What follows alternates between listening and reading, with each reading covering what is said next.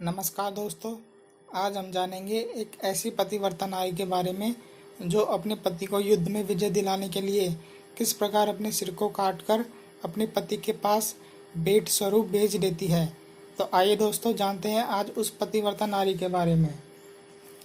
चित्तौड़ के सिंहासन पर राणा राज सिंह आसीन थे। बादशाह औरंगजेब ने रूपनगढ़ की राजकन्या से विवाह करना चाहा।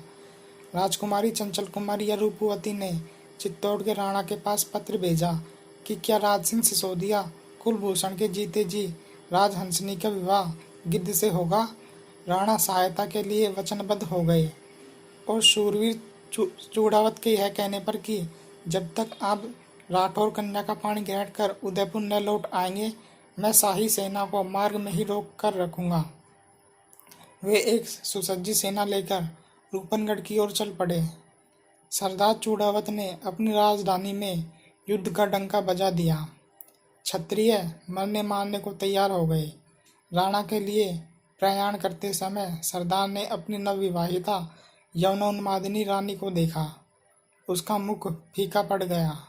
वह न आगे बढ़ सका न पीछे ही आ सका। अपने पति की यह शिथिलता देखकर हाड़ी रानी को बड़ा आश्चर्य हुआ।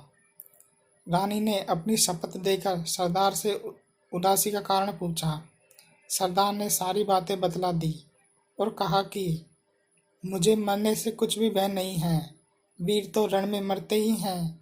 मुझे चिंता केवल इस बात की है कि तुमने विवाह का कुछ भी सुख नहीं देखा। रानी ने सिंहनी की तरह कड़क कर कहा, प्राणनाथ, आप मेरी चिंता छोड़ दें। राजपूतनी सतीत्व और पतिव्रता धर्म का मूल्य जानती हैं।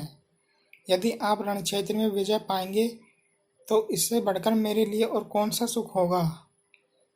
पर मैं आपको विश्वास दिलाती हूँ कि यदि आप रणक्षेत्र में दिव्यलोक को प्रयाण कर जाएंगे तो मैं सती होकर आपको वहाँ भी दाम्पत्य सुख से संतुष्ट करूँगी।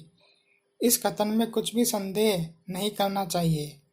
सरदार को विश्वास न हो सका कि उसके मरने के बाद उसकी तरुण रानी सती होगी।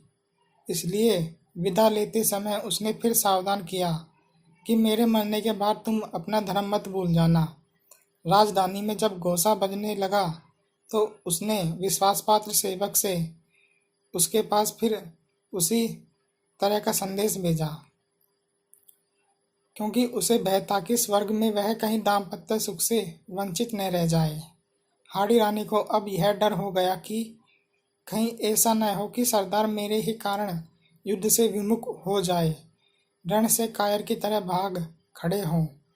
उस सती ने अपना सिर काटकर सेवक के हाथ में रख दिया।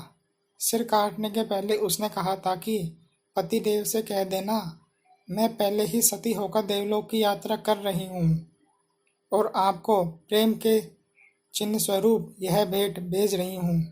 इसे लेकर आप रणभूमि में पधारें और विजय प्राप्त करके यशलाभ करें। देवलोक में हम दोनों का पुनः सम्मेलन होगा। वीर चूड़ावत रानी हाड़ी का सिर देखकर आनंदित हो उठा और दुगने उत्साह से युद्ध करने लगा। हाड़ी रानी का यह आत्म बलिदान सर्वथा स्तुल्य है। इतिहास में ऐसी ही देवियों के नाम स्वर्ण अक्षरों में लिखे जाते हैं। तो दोस्तों, ये थी रानी हाड़ी की कहानी जिसने अपने सिर को काटकर अपने पति के पास भेज दिया। तो दोस्तों, उम्मीद है आपको ये कहानी अच्छी लगी होगी। ऐसी ही और कहानी सुनने के लिए इस चैनल को सब्सक्राइब करें।